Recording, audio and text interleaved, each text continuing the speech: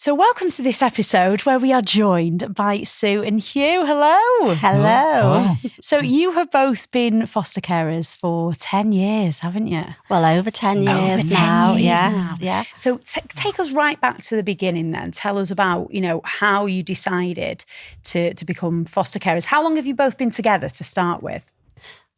We've been married 17 years. 17 years. And been together 22, 23 years. Yeah. So. And you've got birth children, haven't you? So you had children, So tell us about that.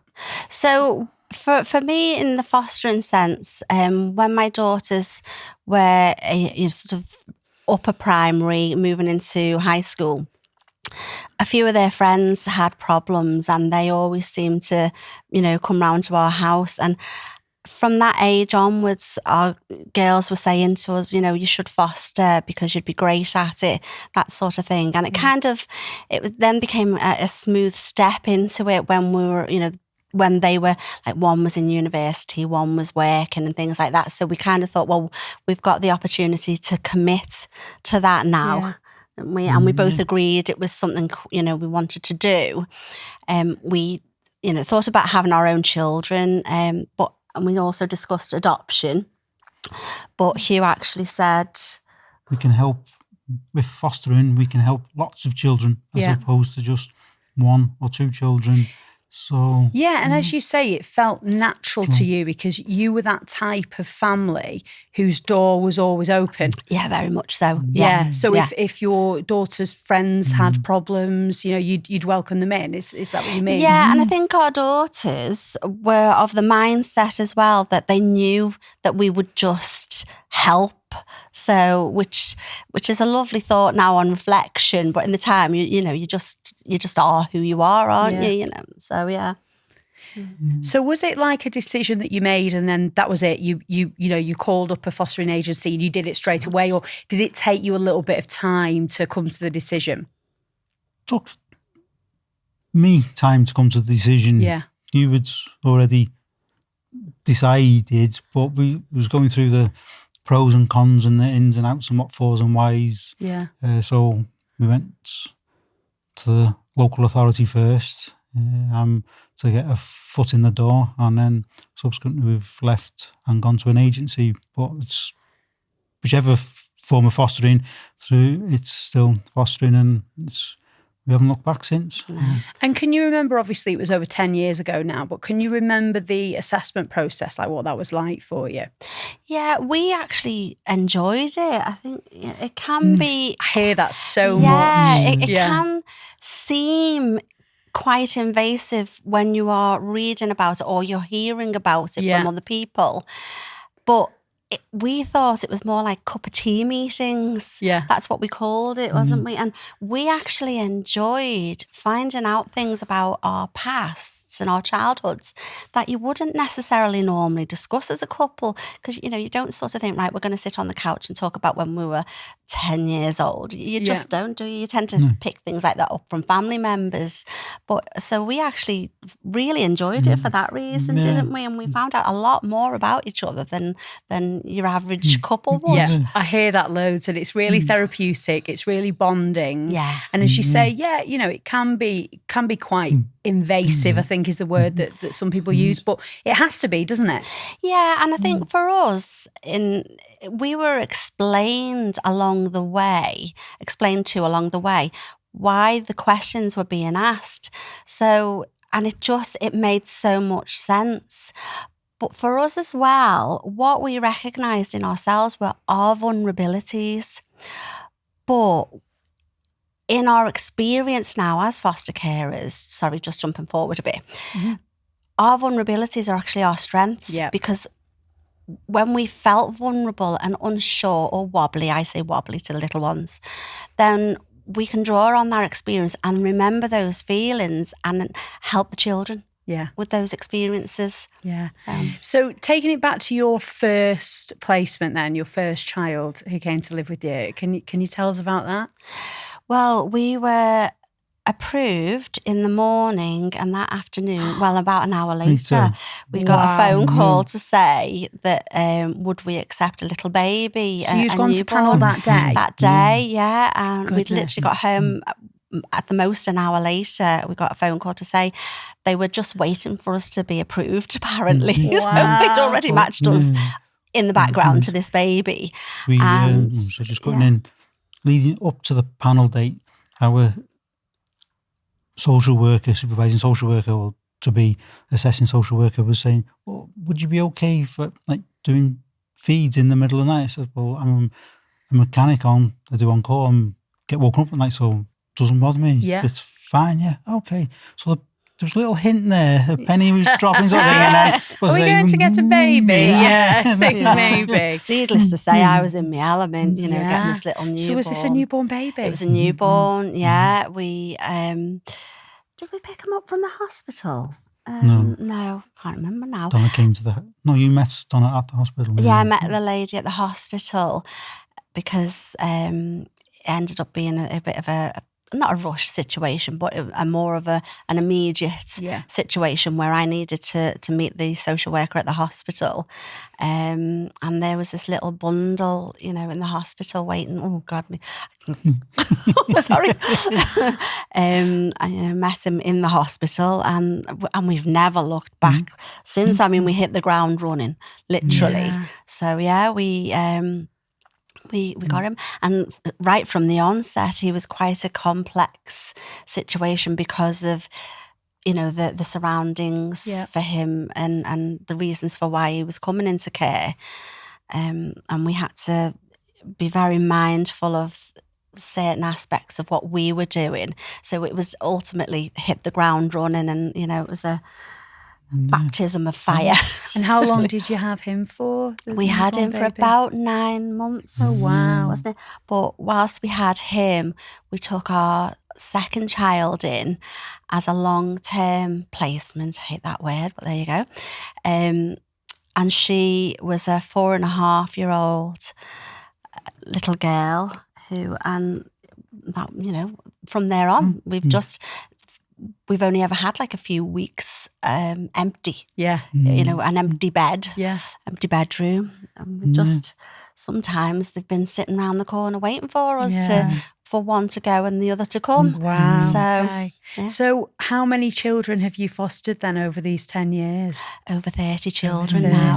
Yeah. And how many do you, to take us to present day now, how many have you got in your home now? 4. 4. So you've got 4 children. 4 wow. children. Yeah. So busy then? Lots going on. Very busy. Yeah, 4 children, all in or under primary school age. Wow. Yeah, so. Okay. Or 5, because I say Hugh. He's my 5th child. So are they all, I know we don't like the word placement, but are they all separate placements, or are they siblings? Or 2 placements. Right. The oldest 3 are siblings. Yeah. And then a standalone, as it's called. The little... Yeah, non-related it's child. non-related The little child, 3-year-old is non-related. Yeah, okay. So what's the day-to-day like for you then? School is wonderful. School routine, and routine is absolutely key, isn't it? Even for us, routine's great. The 3-year-old is in preschool, so she's on like half days in the afternoons. We have days where she is with us. And other days she goes to play school or play group because she just wants to be like the older 3 and walk to school and things like that. So we've actually introduced her to a preschool at the school as well, so she can get that routine and be involved, because for her, inclusion is so important, isn't it? Yeah, and the other 3 are just love routine. It's what makes them feel safe and secure. Yeah, up until 8 months ago, I was in full-time employment. Right, okay. So I've finished work early to help with the children. Yeah. And it's made a difference. The children are glad I'm at home to help with stuff. Whereas before, I was getting up, doing the breakfast routine, getting the kids ready for school, taking them to school, then I was going off to work. Whereas I'm still doing that now, but because we're a fostering couple, you're having quiet time in the morning with a cup of tea and sorting the paperwork and everything. So vital. Yeah. So that routine is breakfast routine and getting the children we've got in place now, all sorted and ready. Yeah. They know where they are and what they're doing, and that's where we're at with those. Because I know you're both very passionate, aren't you, about how these children that come and stay with you, whether it's a couple of days or whether it's years, they're all instantly part of your family, aren't they? Yes. Yeah, from the moment they step into our home, because that's what it is. It's not a house; it's a home.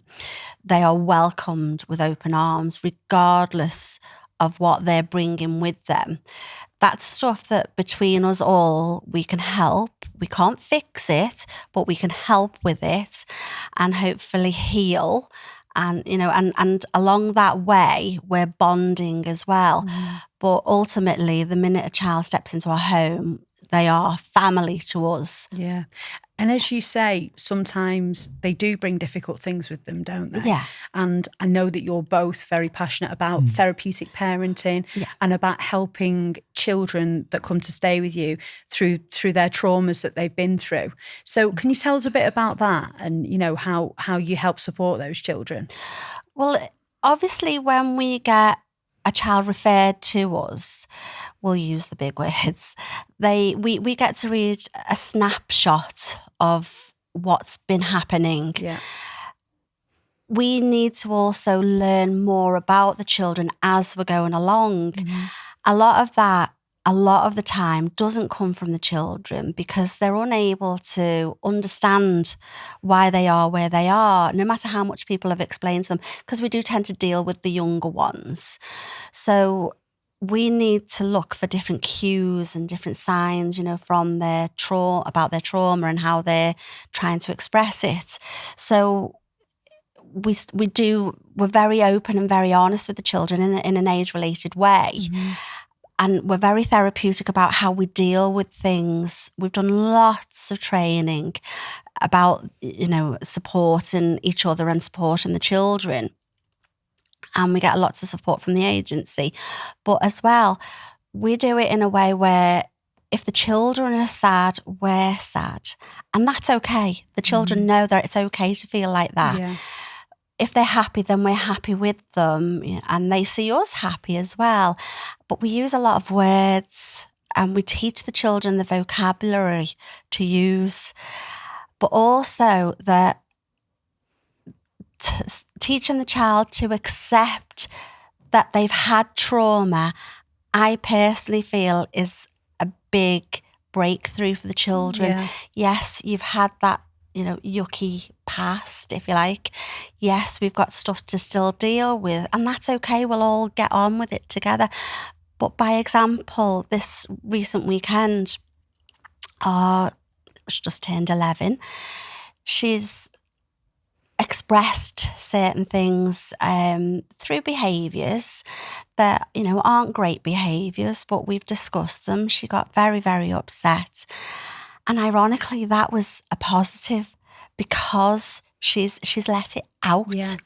So we've dealt with it together and we've talked. We've had a little bit like a family conference. So her and her siblings have been in our care for a good many, many months, over a year, nearly 2 years. And then now just starting to open up. That's it. So that's how long they've been closed and holding all that grief and turmoil and upset inside them. And so we can bide our time if that's what's right. Yeah. On occasion, there are times where we do need to be a little bit more persuasive and getting the children to talk because we're dealing with services that, multiple services, aren't we? And that, they need us to aid them to do their jobs as well, getting information from the children and things. But ultimately, it's about the children leading us in how we care for the children. I think that's ultimately what I'm trying to say. Yeah. It's very organic, and no two children are the same. Even siblings, there's no two children the same. So we're very child-centred, very child-led. And I think that's where our therapeutic training comes in, is to look beyond the behaviour and look why that behaviour is there. Yeah, so as you say, trauma can quite often show up in children as difficult behaviour, let's say. And I imagine that behaviour can sometimes happen in public or in front of people who don't know their background, they don't know you that well. What would you want those people to know? Hugh, can you tell us what you'd want them to know, about? Yeah, I think first off is to try not to be judgmental, because nobody knows what's going on in that person's life. You can't just presume that that's a mother and a child in your normative sense. And I think you've got to look at things with open eyes, in the sense of just give that person time to deal with that child. Yeah. Just a lot of the time, again, I'm speaking for us in the sense that we deal with younger children. They haven't got words to express their emotions, so they are going to act out because they don't know. They've got a big feeling. They don't know how else to portray it.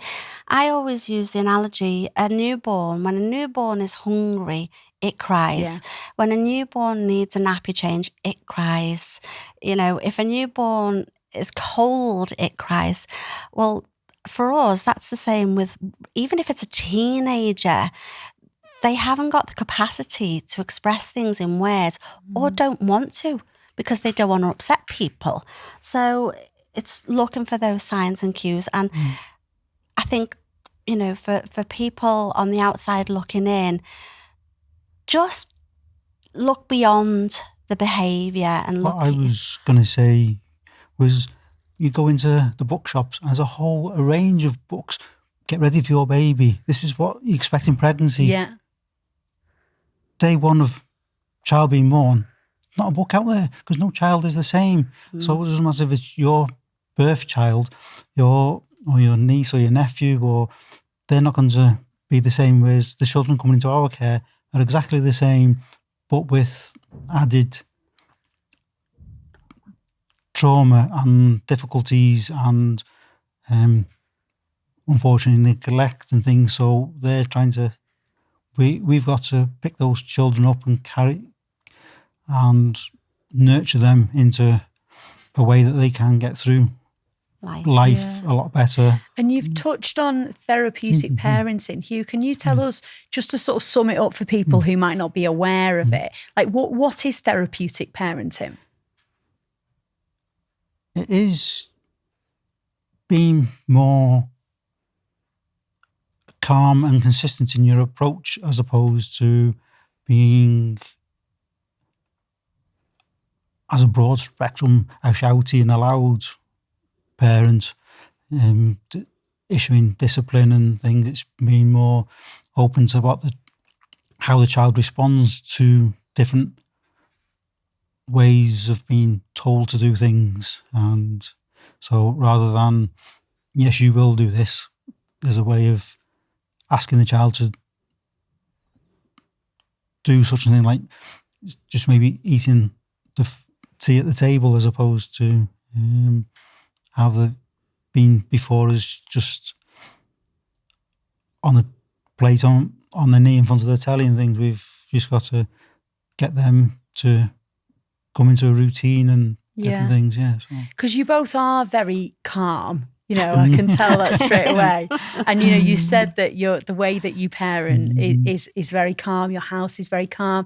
Can that sometimes be difficult, Sue? Or I'm sure a lot of parents might be listening or watching this and thinking, "Oh, I'm anything but calm." How do you do it? Well, we have our moments. Don't get me wrong, because we are human at the end of the day. We're not robots, and we do have our moments where I say I'm getting a bit shouty now, but I think each person deals with a child differently. Just like every child that comes into our lives is different. And, we work with other foster carers, colleagues, if you will, who foster and are very different in their approach. But it's not one suits all. It's we do the agency that we work for, they match the children to suit us as much as they can.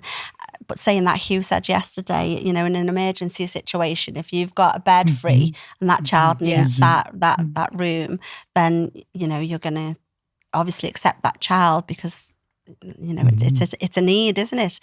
But yeah, it's not a case of one suits all. That's a really difficult question to ask because I can't answer for other people.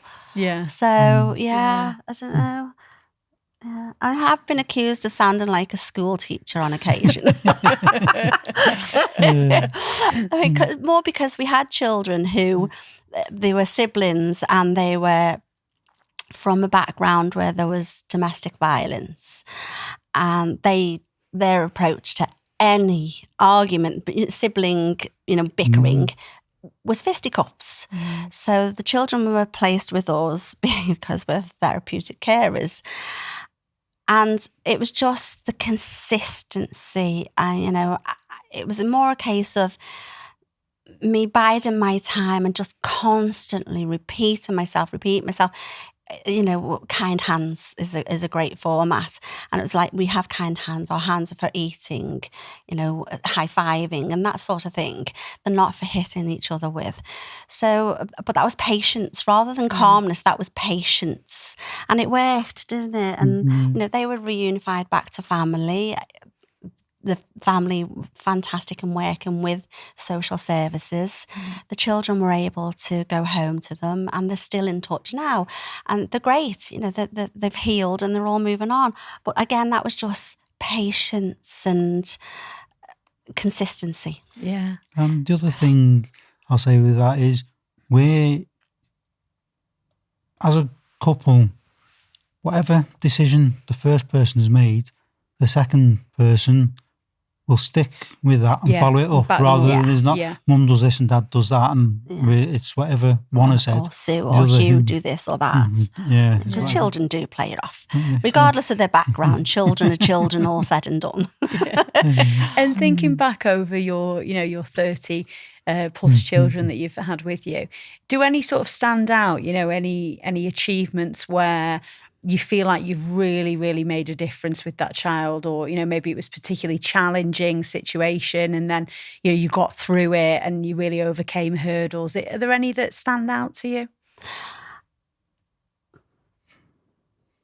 They all stand out because we've seen them come from a little bundle to a lovely bundle of joy leaving. It's a tearful moment when they do walk out, but we know it's for the right reasons. They've all got, in their own unique way, they've all achieved something, but there's you're a godmother to one of the children we've fostered. You're still in we're really good friends now, me and the mummy and the daddy. We're still in touch with possibly 20 of the children. Wow, so their parents. Your network is so big now. Yeah, your family. we literally say our family is forever growing, because for us, when we do move the children on to adoption, again, we tend to look outside the box and we think, like, those poor adopters meeting us for the first time and the children ultimately, they must be really nervous about that. So we're calm, and we welcome them into our home as well. And they do, from that then we grow a friendship, and that's great for us because they're more than happy to get in touch. By example, two of our beautiful little ones, they moved out of county quite a bit away, about a 3-hour drive away from us. They're just about to emigrate to Australia. Sorry, it makes me emotional.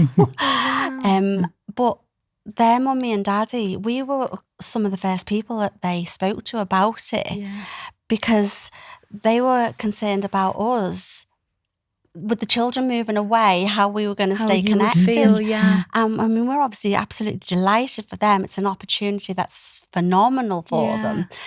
But we met up a few months ago, just after Christmas. We spoke to the children about it, but we haven't spoken to their mummy and daddy. We were ready to speak to the children because they were really worried about not being able to see us.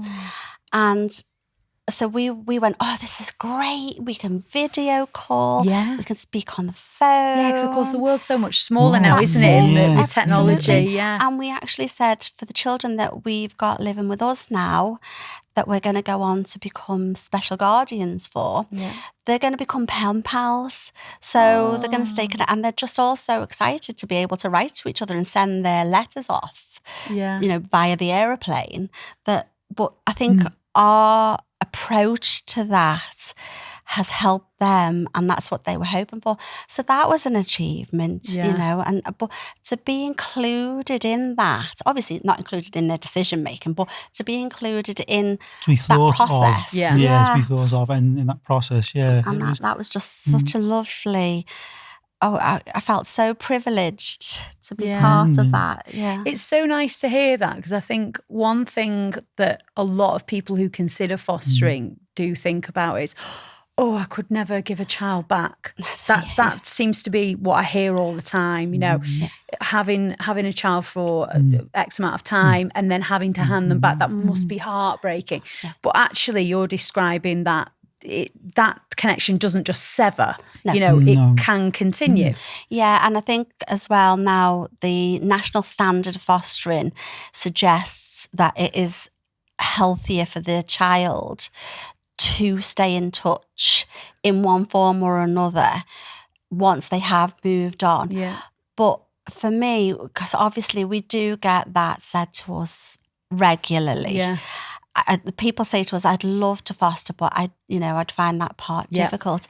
And I say to them, well, my personal approach to it is, first of all, the children aren't ours anyway, but also I can deal with a broken heart. What I can't deal with is knowing that there are children out there with hearts that are breaking.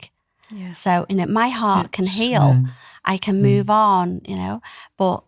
Yeah, it's a very emotional, and we look at it, you look at it more. So we've got that child ready to move forward. And we know that they've been placed and matched to somebody. We've met the potential parents or the family reunification, and we just have to, in a sense, switch over and go into clinical work mode, right? We've now got to let the new mummy and daddy take over and move on and give that support. And so it's quite selfless, really, isn't it? You do have to be quite selfless. Yeah. I mean, don't get me wrong. Each time one of the children go, I'm like, I can't cope with this, But as well, our personal way of dealing with it is, we've got that, like Hugh said, we've got that child to that place where they're going to be okay. They've got this opportunity to have this wonderful new mummy and daddy, or to go back to their family, whatever family member that is. Because sometimes it's not back to mum or dad. Yeah. It can be nan, granddad, aunts, uncles. But we then have to dust ourselves off and get ready for the next child that's going to be coming into our home. Yeah. So that's how we get through it. Yeah. So you said before about how, as foster carers, one of the common things that you hear is, I couldn't bear, a child leaving.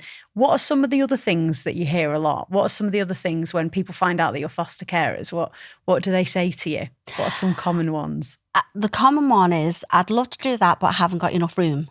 Right. So that then comes into question, like, how many rooms do I need and things. And I always say the child needs, I think the national standard is a bed, a wardrobe, obviously the room. Yeah. And maybe a wardrobe, a chest, something like that. You've got to have, it's got to be a bedroom. They've got to, each child has got a spare room. That's it, yeah.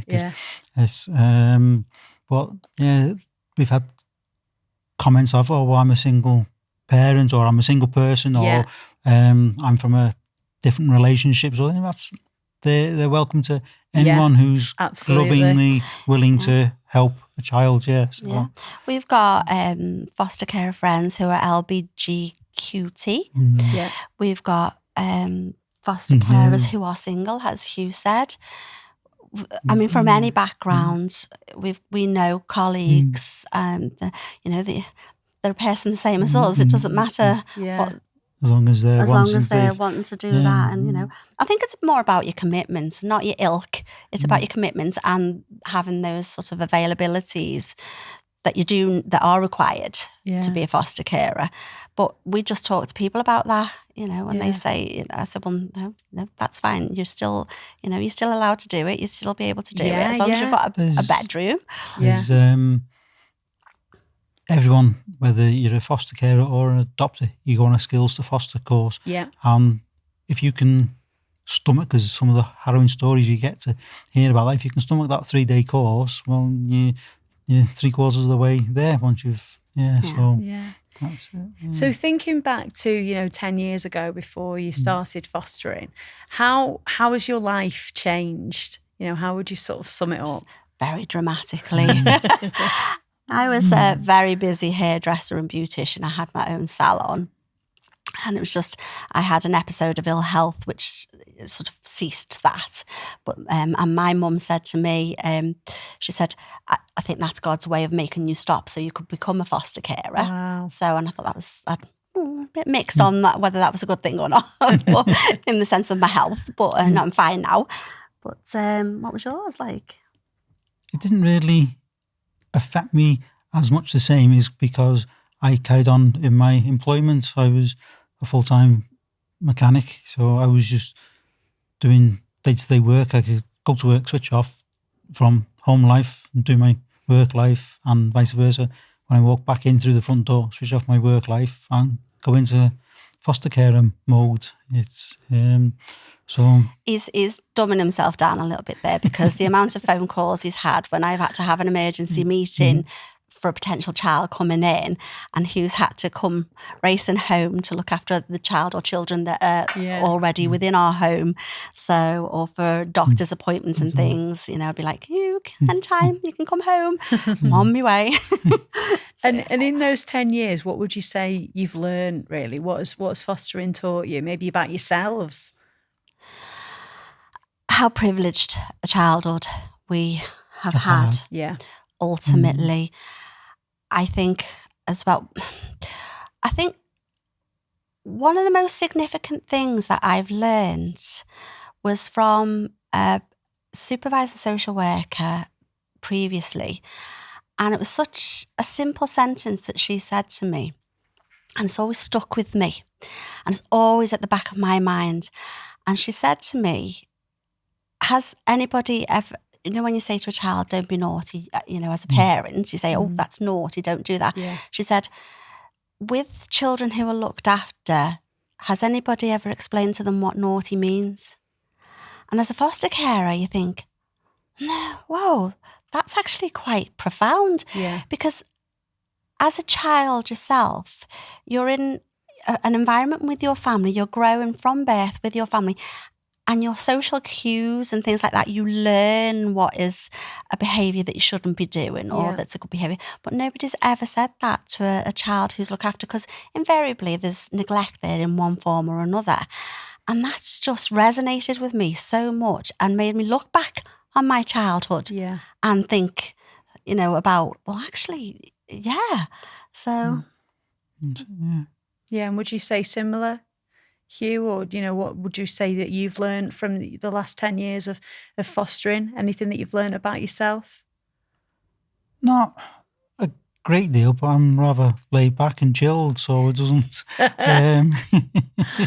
That's it. Is you do reflect on, as Sue's just said, on our upbringings and what fun we had with our siblings and family, and having holidays and days out and everything, whereas the children who've come into care probably haven't gone any further than the front door, let alone or in their whole life until they've came into care sort of thing. And as you say, it's made you realise what privileged upbringings you did have.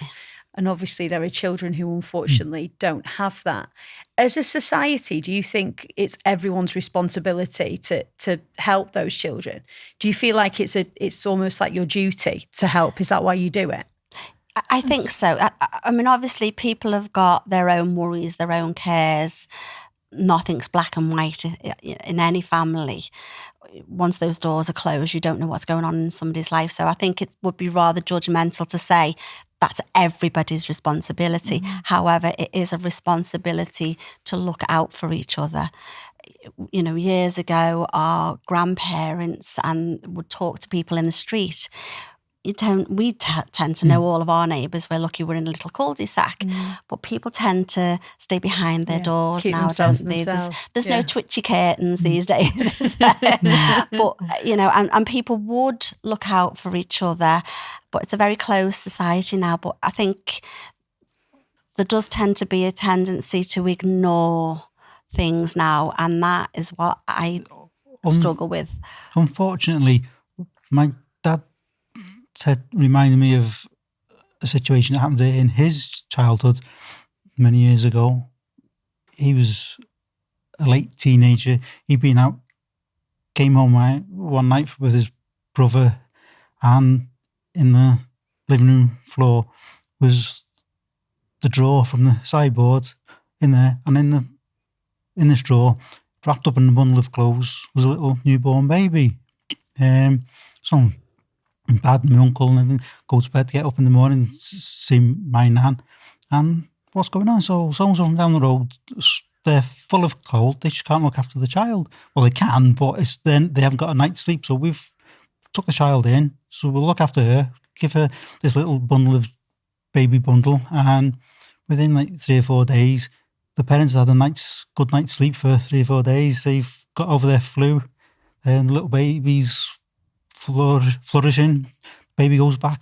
But nowadays, societies, people are scared to do that because you can't do this, you can't do that. There's red tape and legislation, and you have to be there. So there's not that neighbour next door. It's just somebody living in that house. But that's essentially what you guys are doing, isn't it? You're still living by those morals that, as we said at the very beginning of this chat, you know, your doors were always open, weren't they, to anybody, and that's why you've become foster carers. Yeah, I think that what helps us as well is both of us come from large family.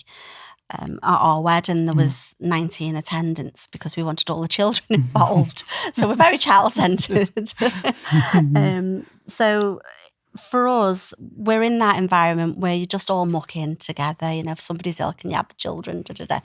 And so it's. But yeah, you're right. People should definitely be more respondent and responsible for children surrounding them, and not close their eyes or close themselves off to it. I think there's not enough of that nowadays.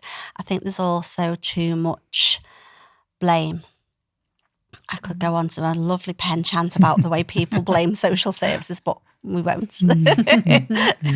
So to sum up, if anyone was listening or watching now and, you know, they were thinking about maybe becoming foster carers like yourselves, you know, how would you encourage them to do it? What would you say?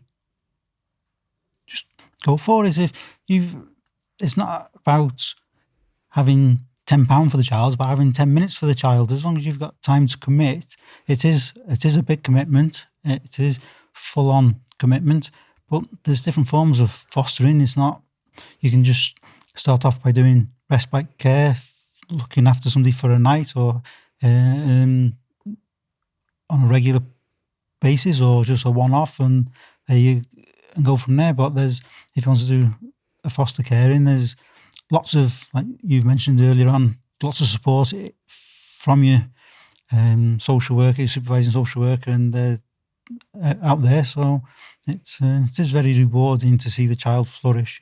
Yeah, I mean, we use the word rewarding a lot, but it really is, isn't it? So it is very, very rewarding to see the children that come into your care at the very beginning to how they leave your care or stay, because, you know, we're becoming special guardians to the children, then the rewards that you get from that, it just, you've got this broken heart, but then you've got a lovely filled up heart as well. So it's very endearing, and it's something that forever and a day we cherish. Yeah. Sue and Hugh, thank you so much for joining us. It's been fantastic Thank you. to talk to you both, and best of luck with the future. Oh, thank you very much. Thank you.